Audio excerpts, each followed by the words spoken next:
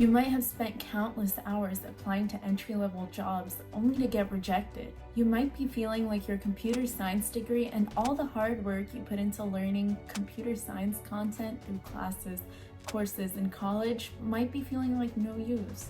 You take hours to fill out applications, but you hardly make it past the initial screenings. You might be feeling like you are just another resume. This is what job searching as an entry level feels like right now. If you're a recent graduate or somebody who's looking to break into the software engineering industry, you might have noticed that it has become increasingly challenging to land an entry-level software engineering job. Trust me, I know. In this video, I'll explore the key reasons behind this trend, and I'll also give some advice on how to navigate this competitive job market successfully. So let's delve into the first reason I have. One of the primary reasons that entry-level software engineers are struggling to find jobs right now is the oversaturation of the job market. You've probably heard that there is a high demand for software engineers. So considering this demand, why is it so hard for entry-level software engineers to even find a job? Well, here's where it gets tricky. One thing to note is a lot of these tech companies decided to keep growing and growing during COVID. COVID provided many companies business opportunities. For example, take Amazon. As everyone was restricted to their homes, Amazon was able to grow and scale because they could deliver products directly to your doorstep. E-commerce and the tech industry were booming. These companies kept hiring and growing and growing. However, this growth came to a stop as the economy hit a recession. Now these companies that decided to hire and hire and hire during COVID had too many employees, and that's why you've probably been hearing about tech industry layoffs. In order to keep their companies afloat, a lot of these companies decided to cut back on workers. So currently, there's a lot of experienced developers on the market. So this means there are many qualified software engineers in the job market right now searching for jobs. A lot of these software engineers worked at big tech companies that have done layoffs, and they really need a job and have years of experience.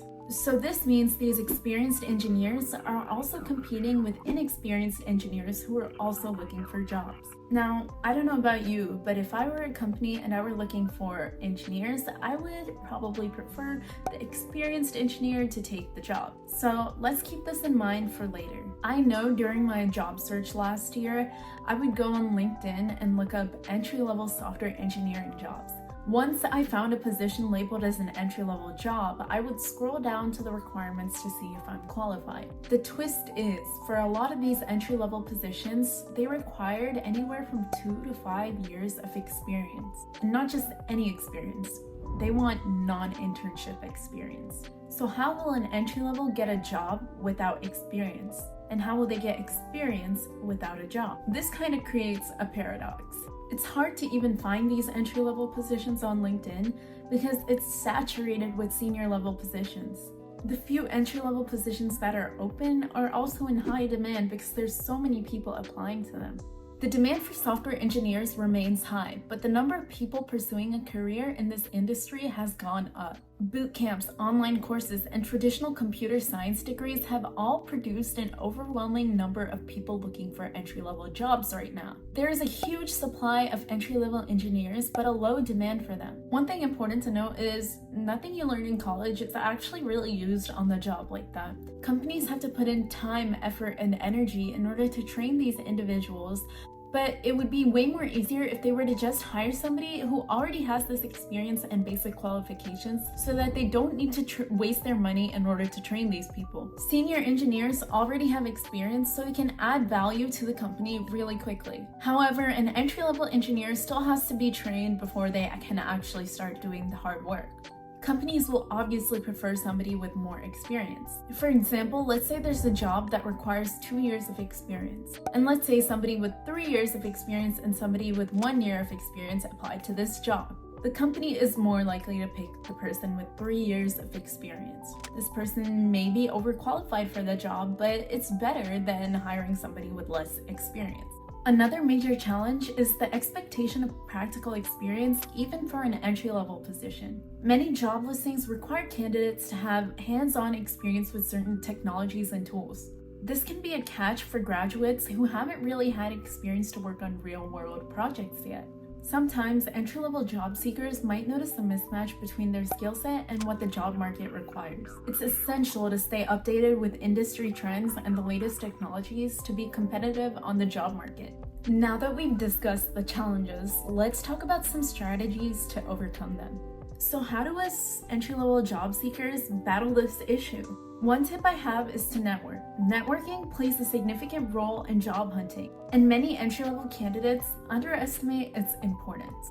The software engineering community is huge, and building connections with professionals already in the field can help provide valuable insights and job opportunities. You should attend local meetups, conferences, career fairs, use LinkedIn, and use online forums in order to connect with professionals. Networking can lead to referrals, and referrals can really help you put your foot through the door and get past that initial resume screening stage and skip straight to the coding interviews.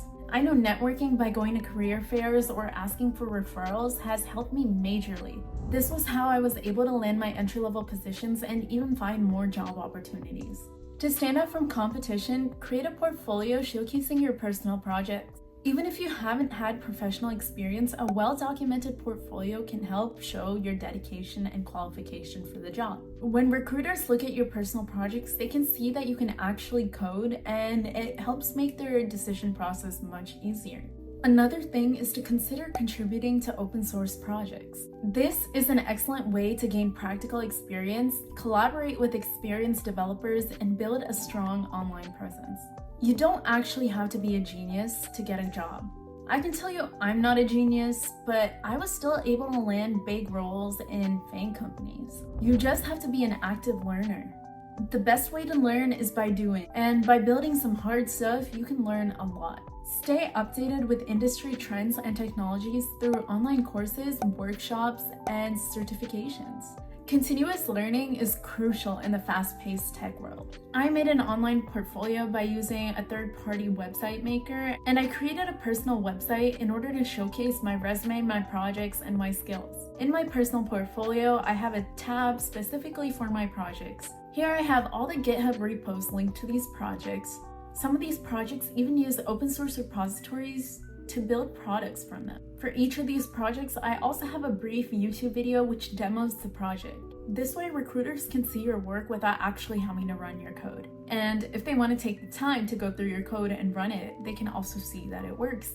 To keep myself updated, I've enrolled in online Udemy courses, and I'm learning new skills and adding them to my resume as I apply.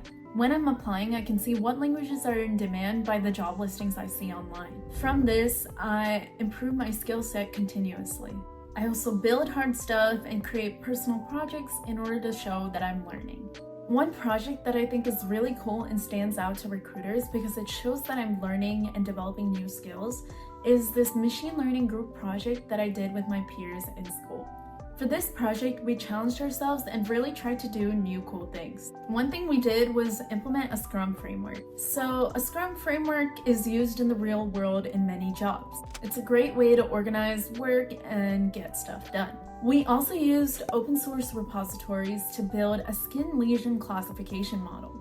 We observed other classification models and replicated this using a data set of skin lesions which were either tagged as malignant or benign, and we were able to create a model with an 80% accuracy rate at identifying whether a picture of a mole or skin lesion is either cancerous or benign. Machine learning is pretty hard, and seeing a machine learning project on anybody's resume helps them stand out among other applicants. So to stand out among applicants, make sure to try cool new projects that are not just basic. These projects should show advanced learning and thinking to help you stand out from the other applicants. In conclusion, while the job market for entry-level software engineers might be competitive, it's not impossible to secure your dream job. By addressing these challenges head on and following the strategies we've discussed, you can increase your chances of standing out and landing that first software engineering position. Remember, persistence and dedication are key in this journey. I don't know if you've seen my last video, but I talk about how I applied to 124 entry-level software engineering positions. Well, it worked out for me because I was able to finally land a job and I'm employed right now. So it's important to remember that persistence is key. I hope this video helped you better understand the job market and figure out how to tackle this daunting task of finding an entry-level position. If you found this video helpful, don't forget to like, subscribe, and leave a comment down below. Thank you guys for watching. Until next time, keep coding and keep learning.